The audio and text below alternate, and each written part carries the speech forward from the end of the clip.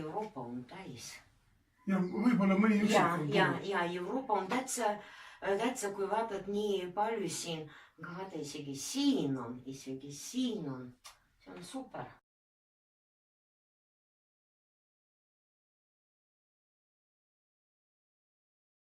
Mis on see Ghana Vabariik? Jaa, ja siis loen Õhtulehes oli suur pikk artikkel oli peale seda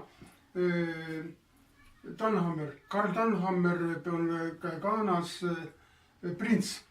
Nii et ka seal võib olla eestlasi, Karl Tannhammer on Eestiga niivõrd teedelt seotud. Nii et maailma erinevates paikades on kas eestlasi järeltulijaid või ajaloohuvilisi, eks nii see koguneb.